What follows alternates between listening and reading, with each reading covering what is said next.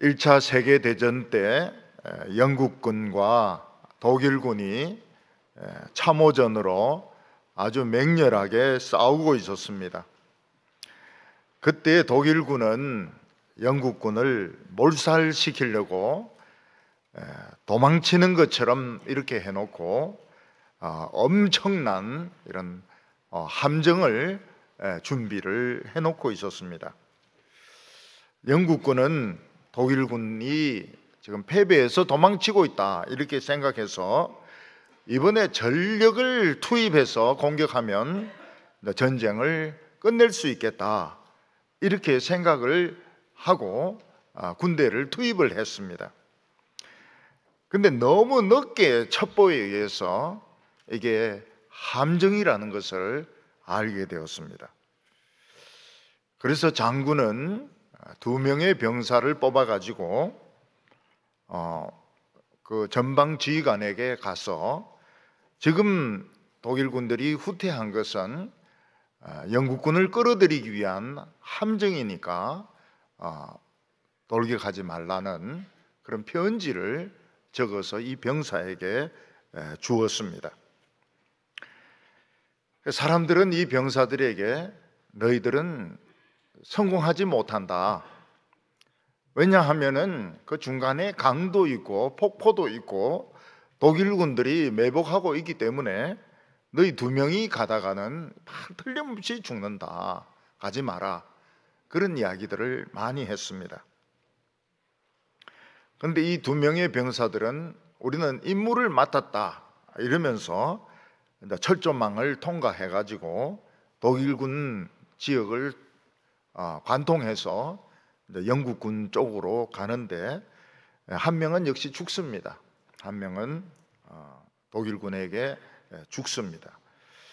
그리고 다른 한 명은 정말 죽을 똥살똥 뛰면서 막 폭포에 떨어지기도 하고 독일군의 총에 맞기도 하고 이러면서 결국은 어떻게 해서 영국군이 있는 곳까지 가게 되었습니다. 이 병사는 사람들을 막 해치고 지금 이미 영국군들은 그 돌격을 하고 있었습니다. 그런 가운데서도 막 사람들 미치고 폭탄 떨어지는데 거기를 뛰어가지고 지휘관을 찾아갑니다. 그래서 지휘관에게 이 편지를 자기가 가지고 왔다 이러니까 지휘관은 무슨 편지든지 간에 너무 늦었다. 지금 다 돌격하고 있다. 이러는데 이 병사가 한번 이 편지를 꼭 읽어달라고 이 편지를 꼭 한번 읽어달라고 부탁을 합니다. 그 지휘관이 그 편지를 보니까 막 피에 젖어 있습니다. 먼저 죽었던 병사의 피도 젖어 있고 뒤에 온 병사도 많이 다쳐가지고 피에 젖어 있는데 그 편지를 읽어보니까 장군이 이거는 함정이다. 반드시 철수해야 된다. 아주 간곡한 내용의 그 편지가 거기에 적혀 있었습니다. 지휘관은 너무 늦었고 또 이런 일도 많았고 돌격해라 했다가 후퇴해라 했다가 이런 일도 너무 많았고 귀찮고 그래서 그냥 돌격하려고 하는데 그 피가 막 묻어 있는 겁니다. 죽어가면서 피 흘려가면서 온 이 병사들의 편지를 보고 후퇴 결정을 내립니다. 철수해라. 그래서 막 호각을 불어가 그때는 무전기 같은 것도 없으니까 막 돌격하고 있는 영국군에게 호각을 불어서 전부 그 철수하라고. 그래서 그 죽은 사람들도 있지만 많은 그 영국군들이 그 함정에 빠지지 않고 목숨을 건지게 됩니다. 끝까지 그 임무를 감당했던 그 병사의 품에 그 애인의 편지가 있는데 그 편지에는 뭐라고 되어 있는가 하면 살아서 돌아오라 이런 내용이 적혀 있는 것입니다. 우리가 이 세상에서 자기 생명을 지키는 것보다 더 중요한 것이 없습니다. 우리가 이 세상에서 자기 생명을 잃어버리면 아무 소용이 없습니다. 아무리 전쟁을 하고 아무리 메달을 따고 아무리 돈을 벌어도 자기의 그 생명을 잃으면 소용이 없는 것입니다. 사탄은 전 세계에 원자폭탄을 터뜨렸습니다. 그 원자폭탄이 바로 코로나19라고 하는 바이러스입니다. 이 폭탄으로 이미 수십만 명이 죽었고, 지금도 미국에서는 하루에 16만 명, 20만 명씩 이 병에 감염이 되고 있습니다. 이 병에 감염이 된 사람은 숨을 제대로 쉴 수가 없고 폐가 너무너무 아파서 폐를 잘라내고 싶은 심정이라고 이야기합니다. 그리고 무증상 환자도 있다고 하지만 엑스레이를 찍어보면 이 병은 완치가 불가능한 거로 지금 나타나고 있습니다. 폐가 이미 손상을 입은 것으로 나타나고 있고 이 병은 지금 못 고치는 것으로 지금 나타나고 있습니다. 우리는 한 해 동안 이 코로나와 싸웠습니다. 이것은 마귀와 싸우는 것과 똑같았습니다. 1년 내내 격리되어 있었습니다. 우리는 예배 드리면서도 물건을 사러 가면서도 마스크를 쓰지 않을 수가 없었습니다. 우리 성가대 마스크 쓰고 하나님을 찬양합니다. 마스크 쓰고 하나님 찬양하면 굉장히 깨끗한 찬양이 나오겠네? 아닙니다. 예. 얼마나 마스크에서 냄새가 나는지 몰라요. 예. 그 마스크 쓰고 연애했다가는 전부 퇴짜 맞습니다. 예. 학생들은 학교에 갔다가 안 갔다가 갔다가 안 갔다가 가면 가고 말면 말고 이래야 공부가 되는데 죽도 아니고 밥도 아니고 그러니까 이 공부 안 한 것보다 못한 거예요. 가면 가고 말면 말고 이래야 되는데 갔다 말았다 이러니까 공부하는 것도 아니고 안 하는 것도 아니고 막 뒤섞여 가지고 학생들은 지금 한 해 완전히 망쳤습니다. 교회도 문을 닫아 가지고 교인들 예배를 거의 드리지 못하기도 하고 비대면 예배라고 하는 그 용어들, 새로운 용어들은 또 많이 만들어졌어요. 비대면 예배 이래가지고 사업하는 사람들은 외국에 막 돌아다녀야 이 사업이 되는데 비행기가 묶여가지고 비행기를 탈 수도 없고 또 격리도 되고 회사 중에서도 망하는 회사가 한 50만 개 이상 망하는 거로 알려지고 있습니다. 그리고 정세가 좀 이상하면 확진 검사 받는다 해가 가가지고 콧구멍에 면봉으로 막 팍 쑤신데 눈알이 튀어나오려고 하고 있습니다. 우리나라의 많은 산업들이 올해 무너졌습니다. 근데 그 중에 잘 된 게 있습니다. 그 중에 하나가 뭔가 하면 굉장히 호황을 누린 업종이 뭔가 하면 배달의 민족입니다. 사람들이 방구석에 앉아가지고 아무것도 안 하고 음식만 먹으니까 그냥 막 배달을 하기 시작하는데 평소에 3배라는 겁니다. 3배. 얼마나 배달해야 되는 물건이 많은지 배달하다가 과로로 직원들이 죽는다는 겁니다. 어떤 배달하는 사람은 말하기를 참 미안한 말이지만은 우리는 코로나가 끝나길 원치 않는다 이렇게 이야기합니다. 너무 장사가 잘 돼가지고. 그리고 또 잘 되는 데가 코로나 키트라 해가 검사하는 코로나 검사하는 그런 기구를 파는 회사. 올해 3조 원의 수입을 올렸다고 합니다. 그 사람들이 열심히 지금 기도하는지 불공들인지 모르겠지만은 그 사람들이 열심히 소원하고 있는 것이 뭔가 하면 이 백신하고 치료제가 개발 안 되는 겁니다. 이게 개발 안 돼야 대박이거든요. 계속 대박이거든요. 그리고 생각 외로 우리나라 지금 자동차가 막 팔리고 있습니다. 근데 우리가 배로 운송하는 이게 망하지 않았습니까? 그러니까 지금 자동차를 운송할 수단이 없어서 지금 차들이 부두에 묶여 있다는 것입니다. 아마 우리나라 자동차가 이 전기나 이거로 바뀌면 더 많이 팔릴 겁니다. 자동차가 굉장히 팔리고 있어요. 국내 내수도 좋고 지금 막 밖에 수출도 지금 좋아지고 있고 그건 참 의외입니다. 그리고 코로나 영향을 전혀 받지 않은 그런 업종이 있는데 그게 뭔가 하면 농사입니다. 그래서 토마토도 잘 되고 감도 잘 되고 포도도 잘 되고 제 아내는 그 포도가 아니라고 이야기를 합니다. 뭐 딴 거라고 이야기하는데 내가 보기에는 청포도예요. 그런데 뭐 맛은 굉장히 좋더라고요. 많이 먹지 말라고 그래요. 그거 먹으면 살찐다고. 그런데 엄청 맛있어요. 어성이든지 군이든지 이런 데 농사짓는 데 가보면 사람들 아무도 마스크 안 씁니다. 근데 그분들이 대구에 교회 오면 딱 잡혀요. 왜냐하면 이는 다 마스크족들이거든요. 어성 무마스크족이고 대구 마스크족이고 이 달라요. 농사짓는 사람들은 마스크 안 써요. 밥 먹고 이러면서 그들이 걱정하는 건 오직 멧돼지입니다.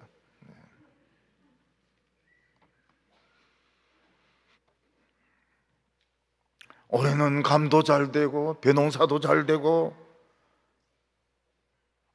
놀라운 것이 무엇인가 하면 분명히 이 코로나 초기만 해도 메뚜기 400조 마리가 지금 아프가니스탄까지 왔거든요. 중국의 만주의 동북성까지 또 3천만 마리가 메뚜기가 왔거든요. 우리나라도 메뚜기가 있었습니다. 파리도 엄청났습니다.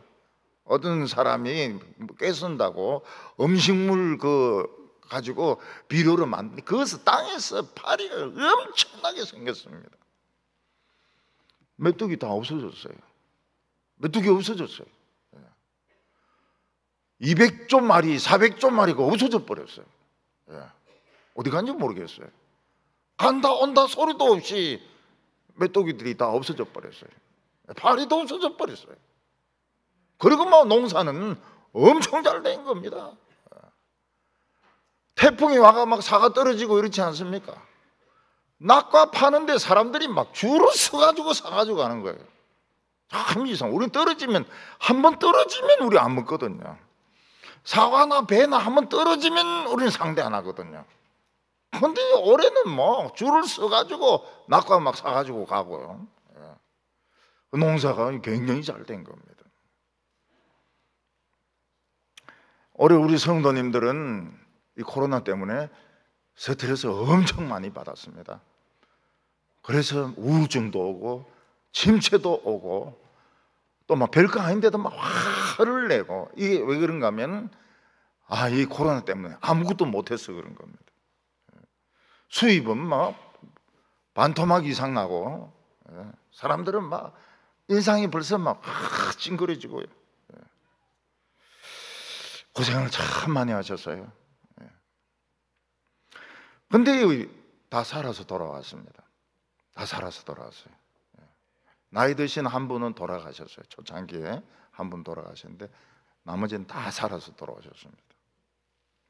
우리 한국 사람들 DNA가 어떤 DNA가 있는가 하면 죽지만 않으면 성공하는 DNA가 있습니다. 이게 코로나도 못 이깁니다. 한국 사람은 막 어쩌든지 쥐기 뿌려야지 죽지만 않으면 다시 일어나요. 다시 성공해요. 참 이 한국 사람들 무서운 사람들입니다. 저는 어젯밤에 자려고 했는데 굉장히 기뻐요.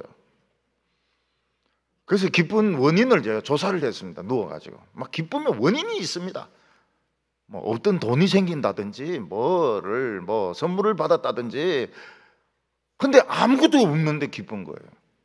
세상에 어떻게 그런 일이 있습니까? 아무것도 없는데 기뻐요. 그래서 내가 생각해 보니까 금요일 날 은혜 받은 게 토요일 날 오늘까지 계속되고 있더라고요.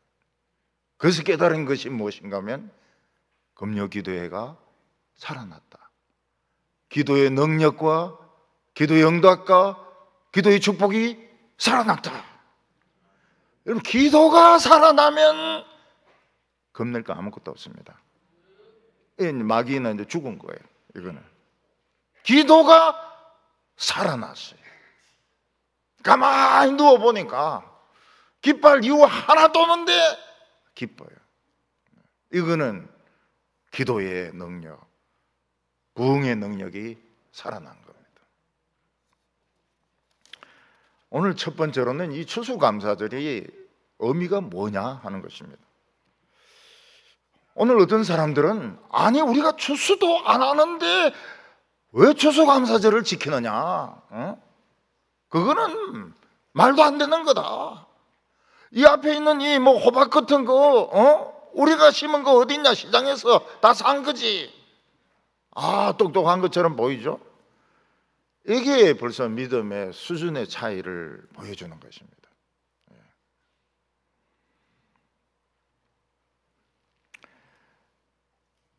우리나라는 이제 주식이 쌀이기 때문에 가을 추수가 굉장히 중요합니다.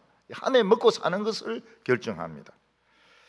근데 이스라엘 백성들은 그 밀이나 보리 추수를 여름에 합니다. 그리고 가을의 추수는 대개 포도입니다. 포도. 이스라엘 백성들은 그 포도를 따면 먹기도 하지만 바로 이제 발로 밟아가 터뜨려 가지고 포도주로 담급니다. 이 포도주는 기쁨의 상징입니다. 이 포도주가 없으면 결혼식을 하지 못합니다. 결혼식 하는데 포도주를 안 내놓으면 사람들이 다 욕을 합니다. 아, 이거 포도주도 없는데 결혼을 시키냐고 막 욕을 합니다.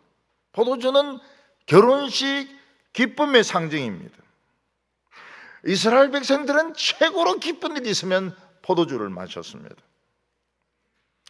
저는 아버지가 이 가을이 되면 포도를 많이 사셔가지고요, 큰 단지에다가 이 포도주를 담그십니다. 저는 밤에 한 10시나 11시에 몰래 바가지 하나 들고 나가가지고요, 그거를 이렇게 떠가 먹으면 아, 진짜 맛있어요. 우리 아버지 담근 포도주 진짜 맛있어요. 근데 문제는 무엇인가 하면 아버지가 보니까 포도주가 매일 도둑질 당하는 거예요. 금이 이제 자꾸 내려가는 거예요. 그리고 아버지는 금방 알았습니다.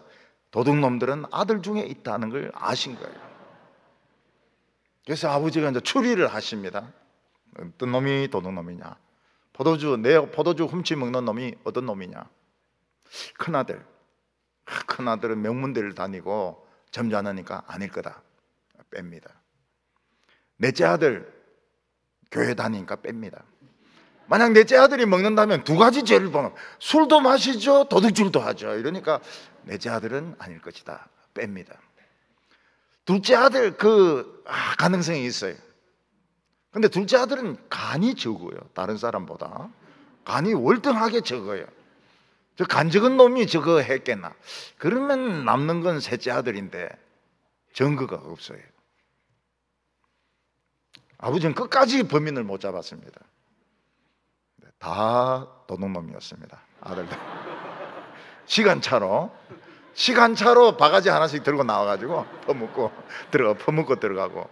우리는 한 번도 서로 만난 적이 없어요. 우리는 서로 시간이 달랐으니까요. 포도 농사를 지을 때 이방인들과 이스라엘 백성들은 완전히 달랐습니다.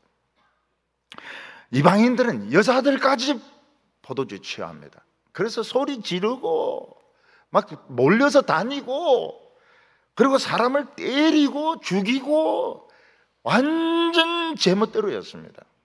그냥 그야말로 방탕 그 자체입니다. 근데 이스라엘 백성들은 포도주를 담았을 때 하나님께 감사의 제사를 드리고 그리고 번제를 드리는데 마지막으로 붓는 것이 포도주입니다. 고기를 태우고 기름을 태우고 마지막 포도주를 붓는데 그 냄새가, 그 향기가 굉장합니다. 이 클라이맥스입니다. 제사의 클라이맥스예요. 그게 이방인들하고 달랐습니다. 이스라엘 백성들은 추수감사절을, 절기를 3가지를 지켰습니다. 그러니까 이 벌써 농사도 안 지으면서 무슨 추수감사냐 하고 우리하고는 차원이 벌써 틀리죠. 교인들 중에서 제주도에서 결혼한 사람들이 있습니다. 제주도는 잔치를 몇 번 합니까? 제주도는 잔치를 3번 합니다. 신랑 측을 위해서 잔치하고, 신부 측을 위해서 잔치하고, 가족을 위해서 잔치하고. 잔치를 3번 하지 않으면 이 제주도 사람이 아니라, 제주도 사람이 아니고 이거는 쌍놈이라.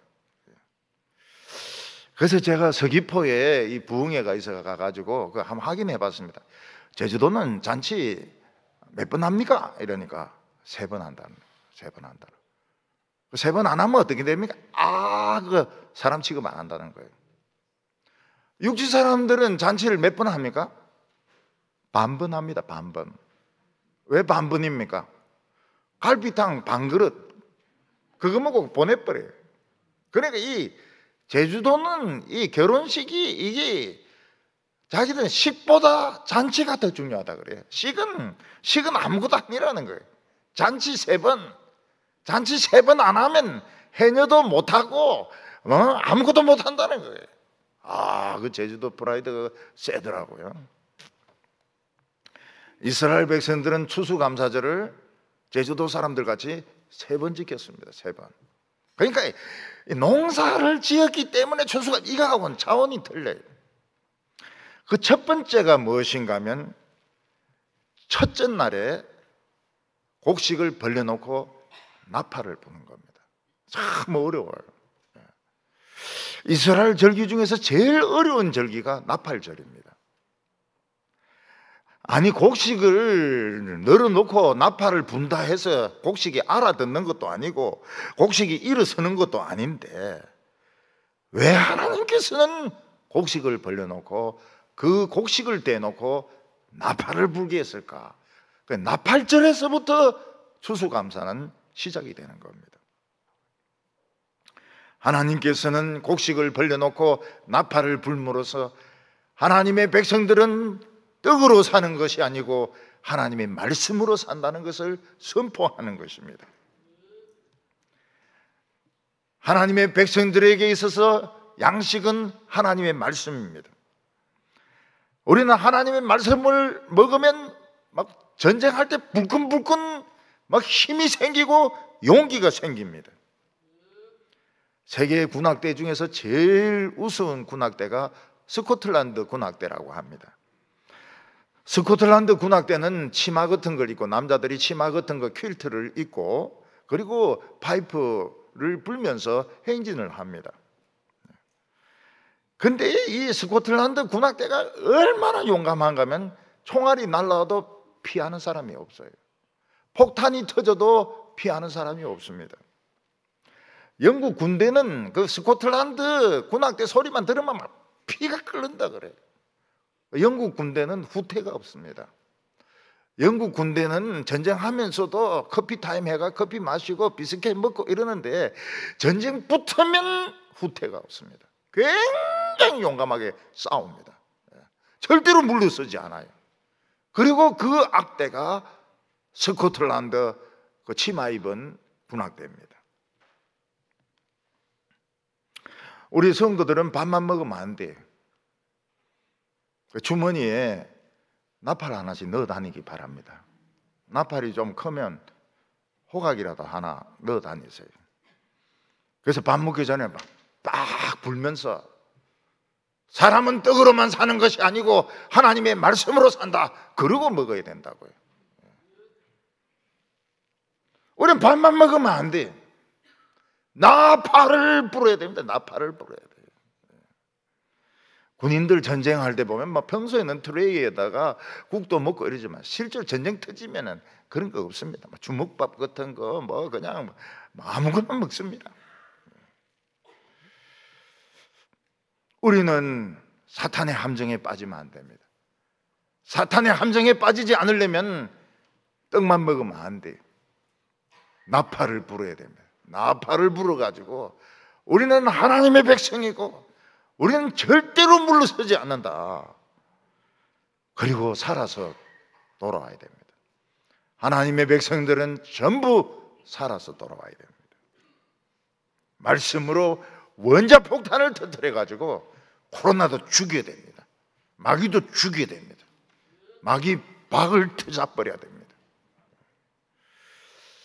그리고 이제 두 번째가 15일 날 대속죄일입니다. 대속죄일이 되면 대제사장이 피를 가지고 하나님의 지성소에 들어갑니다. 그때 모든 이스라엘 백성들의 죄와 허물과 양심의 죄는 다 씻음을 받는 것입니다. 우리는 평소에 하나님의 백성으로 부족한 것이 많습니다. 기도도 부족합니다. 예배도 부족합니다. 그렇지만 대제사장이 15일 날 피를 가지고 들어가면 우리 모든 죄는 씻음 받습니다. 우리는 의인이 되고 죽어도 살게 됩니다. 의인의 전쟁은 이길 수가 없어요. 사탄이 의인과 싸워서 이길 수가 없습니다. 죽어도 사는 사람들은 진짜 무서운 사람들입니다. 그래서 이 대속죄일이 있습니다. 모든 죄와 허물을 씻음 받는 날이 보름입니다. 보름. 그리고 이제 일주일 후에는 초막절이 있습니다.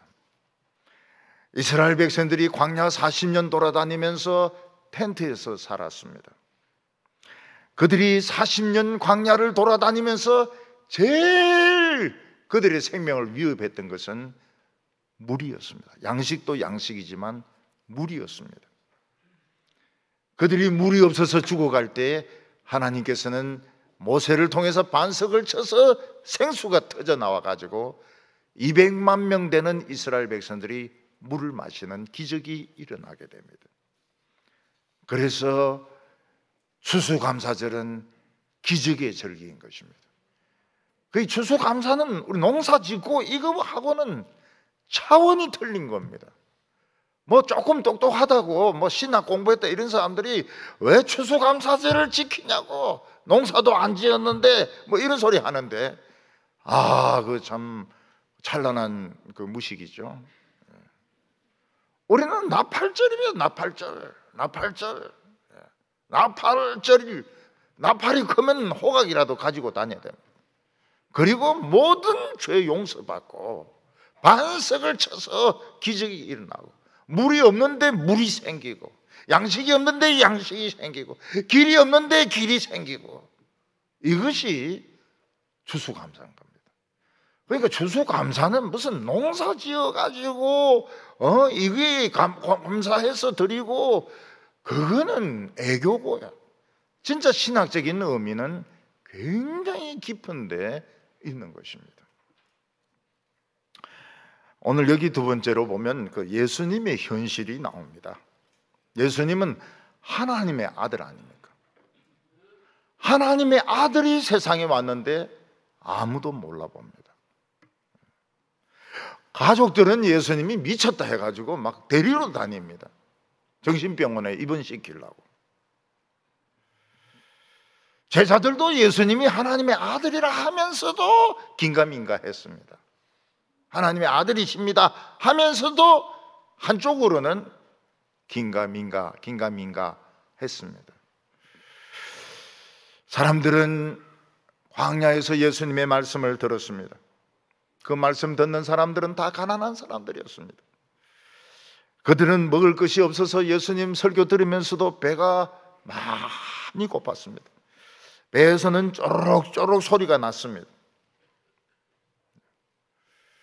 그들은 더 이상은 예수님의 말씀을 들을 수가 없었습니다. 왜냐하면 배가 너무 고팠기 때문입니다. 떡을 파는 동네까지 가려고 하면 가다가 쓰러질 사람들도 많았습니다. 이때 제자들은 예수님에게 압력을 주었습니다. 무언의 압력을 주었습니다. 예수님, 여긴 빈들이고 양식이 없습니다. 사람들 빨리 집으로 돌려보내야 됩니다. 안 그러면 난리 납니다. 그러면서 예수님에게 압력을 넣었습니다. 자꾸 그래 설교를 길게 하고 이러면 안 됩니다. 설교는 짧게 하시고요. 설교는 짧게 하시고 빨리 집으로 보내야 됩니다. 사람들은 예수님의 말씀을 들으면서도 먹는 문제로 고통을 받고 있었습니다. 예수님의 말씀 듣는 것보다도 먹는 게 훨씬 심각했습니다. 예수님은 사람들의 병을 고치고 장애는 고치고 정신병은 치료하고 귀신은 쫓아내고 했지만은 먹는 문제는 예수님도 해결을 못하고 계셨습니다. 그때 예수님은 제자들이 이해할 수 없는 말씀을 하셨습니다. 제자들에게 너희가 먹을 것을 주라. 지금 제자들은 자기들이 먹을 것도 없습니다. 없는데 뭘 줍니까? 없는데 뭘 줘요? 뭐 있으면 주죠. 없는데 뭘 줍니까?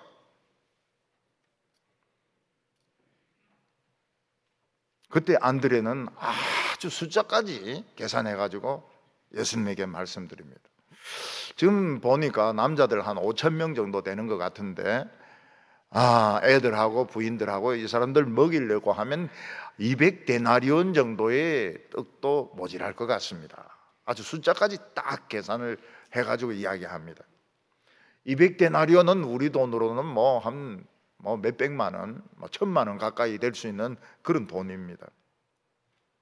그 돈만 있으면 무슨 소용이 있습니까? 밀이 있어야 되죠. 보리가 있어야 되죠. 맷돌로 그걸 갈아야 되죠. 그리고 불이 있어야 되죠. 오븐이 있어야 되죠. 그리고 그릇이 있어야 되죠. 아무것도 없습니다. 돈만 가지고도 안 돼요. 그들에게는 희망이 없었습니다. 예수님께서 너희가 먹을 것을 주지. 정말 싱거운 말씀입니다. 싱거운 말씀이에요.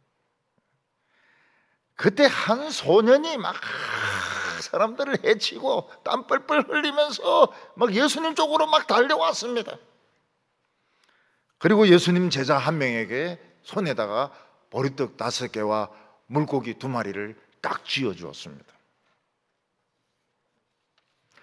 그 소년은 아무 생각 없이 뛰어온 겁니다.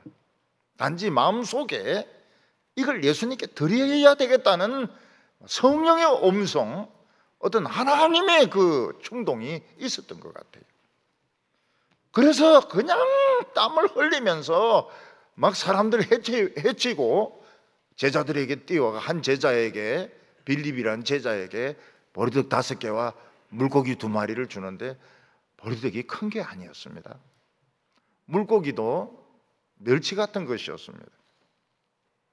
떡은 너무 작았고 이 예수님에게 드려도 예수님도 이 배가 채워지지 않는 것입니다.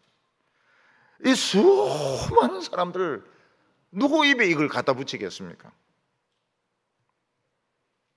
그러나 소년이 가져온 보리떡 5개와 물고기 2마리는 하나님이 보내신 편지였습니다. 무슨 편지입니까? 불가능하게 보여도 믿음에 물러서지 말라는 겁니다. 영국 군인은 후퇴하라는 편지를 피에 젖어가지고 가지고 왔지만 이 소년이 가지고 온 보리떡 5개와 물고기 2마리는 믿음에서 한치도 물러서지 마라. 편지인 겁니다. 편지를 하나님의 편지를 가지고 온 겁니다. 예수님께서는 하나님의 뜻을 알았습니다. 그래서 모든 사람들을 풀밭에 앉으라고 했습니다. 우리 같으면 하나님 앞에 기도할 때 하나님, 지금 사람이 얼마나 많은데 이걸 떡이라고 줍니까? 이걸 물고기라고 줍니까? 뭐 이렇게 기도할 수도 있고, 어떤 사람은 뭐 참 하나님에 대해서 막 불평을 막 내놓을 수 있습니다. 근데 예수님은 뭐라고 기도했을까요? 하나님 편지를 보내셨군요. 사랑의 편지를 보내셨군요. 믿음에서 한 발자국도 물러서지 말라고 편지를 보내셨군요. 감사합니다. 이게 예수님이 읽었던 그 소년이 가지고 온 보리떡 5개와 물고기 2마리로 읽었던 하나님의 편지의 내용이었던 것입니다. 오늘 3번째는 바로 기적의 잔치가 일어나게 됩니다.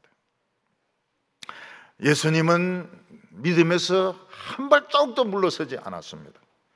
사람들을 전부 풀밭에 앉게 하고 난 뒤에 떡을 떼서 제자들에게 나누어 주셨습니다. 근데 이상한 일이 일어났습니다. 예수님이 떡을 찢으면 떡이 생겼습니다. 찢으면 생기고, 찢으면 생기고, 찢으면 생기고. 제자들은 떡을 달라고 한 사람들 그냥 전달해 주면 됩니다. 여기 떡 주세요. 그럼 떡 갖다 주고, 여기 떡이 모자랍니다. 갖다 주고. 예수님은 찢고 또 찢고 또 찢고. 예수님은 아무 말씀 없이 떡을 찢습니다. 제자들은 전달해 줍니다. 떡은 자꾸만 찢으면 만들어졌습니다. 찢으면 새로 생겼습니다. 사람들은 나중에 전부 배가 불러가지고 이제 못 먹겠다고. 그때 예수님은 떡을 찢지 아니하셨습니다. 그리고 떡은 더 이상 만들어지지 않았습니다. 예수님은 제자들에게 떡 먹은 사람들 헤아려 보라고 말했습니다.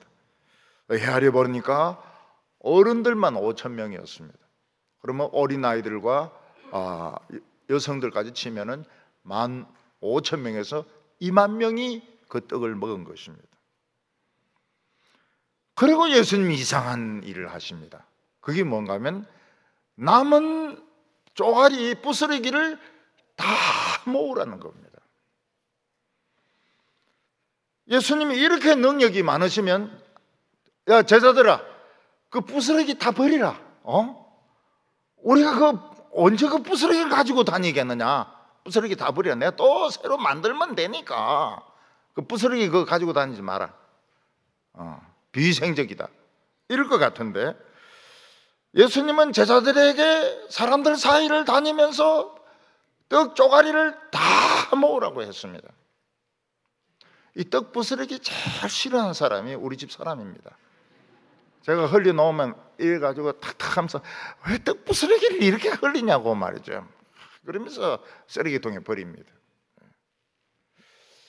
예수님은 왜 그 능력을 가지고 떡 조각을 모으게 했을까요? 모으니까 12바구니였습니다. 그 능력에 예수님이 왜 떡 조각이 부스러기를 모으라고 했을까요? 버리지. 비위생적인데 버리지. 코로나도 있을지 모르는데 버리지. 그러니까 우리가 성경을 안다 하지만 사실은 모르는 게 너무 많아요.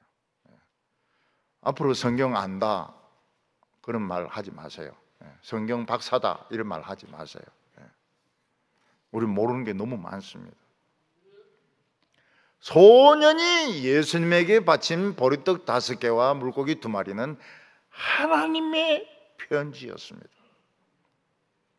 사람은 떡으로 사는 것이 아니고 하나님의 말씀으로 사는 것이고, 너희들은 믿음에서 한 발자국도 물러선 안 된다. 믿음에 흔들리지 말라는 거예요. 뭐 누가 뭐라고 말한다 해가지고 뭐 정부에서 뭐라고 말하고 뭐 또 누가 뭐라고 말한다 해가 흔들리지 말라는 거예요. 믿음에 굳게 서서 째라는 거예요. 째라고. 예수님이 살만 찢어지면 사는 겁니다. 우리가 하나님의 말씀을 붙들면 절대로 굶어 죽지 않습니다. 맞아 죽는 경우는 좀 있어요. 그렇지만 굶어 죽지는 않습니다. 이 세상에서 최고로 가치 있는 것이 무엇입니까? 바로 영혼을 추수하는 것입니다. 최고로 가치 있는 것은 외국 자동차도 아니고 비싼 건물도 아니고, 돈 있는 사람들 보면 요즘 다 건물 사더라고요. 강남에. 재주 있는 사람들이 왜 나중에 건물을 산지 나 이해가 안 돼. 학벌 좋고 야구 잘하고 농구 잘하고 배구 잘하고, 결국 결론이 뭔가 하면 강남에 빌딩 사는 겁니다. 이 세상에 최고로 가치 있는 것은 영혼을 살리는 것입니다. 예수님은 추수감사절 5,000명의 영혼을 살리셨습니다. 예수님은 제자들이 먼 데까지 가서 음식을 구해왔을 때 나의 먹을 양식은 따로 있다고 말했습니다. 그게 무엇입니까? 아버지의 뜻을 행하는 것이고, 그게 영혼을 구원하는 것입니다. 예수님은 온 천하를 얻고도 자기가 죽으면 무슨 소용이 있느냐고 말했습니다. 어떤 사람이 재산이 몇백억, 몇천억이 있습니다. 중국 사람들 중에서는 굉장한 부자들이 있습니다. 죽으면 아무 소용이 없습니다. 아무리 좋은 차가 있어도 죽으면 처남이 타고 다닙니다. 책이 아무리 많이 있어도 죽으면 아무도 안 봅니다. 그 전부 폐지로 팔려가게 되는 것입니다.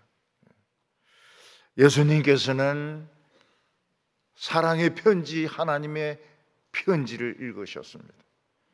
그리고 하나님께 감사하고 빵을 찢었을 때, 떡을 찢었을 때 기적이 또 일어나고 또 일어나고 또 일어났습니다. 그런데 왜 쪼가리를 모으라고 했을까요? 이 쪼가리가 중요합니다. 쪼가리가 중요해요. 목회자나 하나님의 백성들은 뭘 먹고 삽니까? 쪼가리 먹고 사는 사람들입니다. 우리는 이 세상에 삼성이 잘 되도록, LG가 잘 되도록, 다른 사람들 잘 되도록 막 기도를 열심히 합니다. 그럼 뭐가 떨어집니까? 부스러기가 떨어져요. 그 부스러기 모으니까 부자라.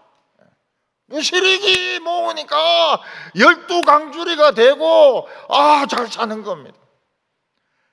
그러니까 목사는 자기가 막 잘 살려고 하고, 기독교인들은 자기가 막 잘 되려고 하고, 남들 막 망하는 거 바라고 이런 거 아닙니다. 남들 잘 되도록, 잘 되는데 무슨 떡을 만들도록 해야 됩니까? 시루떡을 만들도록 해가지고 부스러기 많이 떨어지면 그거 모으면 12강조리입니다. 저는 옛날에 그 전도하러 다닐 때 참 다른 사람들 막 전도하죠. 우리 교회가 부흥이 돼. 우리 교회가 부흥이 돼. 참 이상해. 부스러기가 와요. 부스러기가 와요. 대전에서 말씀 한 몇천 명 들었다 그러면 한 명 옵니다. 부산에서 몇천 명 들었다면 또 한 명 옵니다. 부스러기 모으는데 이 부스러기가 100명이에요. 개척교회 100명이면 얼마나 많은 겁니까? 우리 성도들은 부스러기로 먹습니다. 목사들 부스러기로 먹어요. 교인들 막 복받고, 교인들 행복하고, 애들 막 공부 잘하고 병 안 걸리고, 그러면 막 뭔가 부스러기가 떨어집니다. 부스러기가 떨어져요. 예수님께서는 썩는 양식을 위하여 일하지 말고 영생하도록 있는 양식을 위하여 일하라, 이렇게 말씀하셨습니다. 영생하는 양식이 있습니다. 그게 부스러기입니다. 부스러기 먹는 사람들이 영생하는 사람들입니다. 오늘 우리 눈에는 말씀을 들어도 불가능하게 보이는 것들이 많습니다. 하나님께서는 추수감사절 날 편지를 보내셨습니다. 뭐라고 편지를 보내셨습니까? 예수를 믿는 것을 중단하지 말라. 하나님을 의지하는 것을 중단하지 말라. 무슬에게 그거 실망하지 마라. 무슬에게 모으면 부자 된다. 12광주리가 된다. 오늘 올해 우리 감사한 것은 스트레스 많이 받으셨습니다. 전부 스트레스 많이 받았습니다.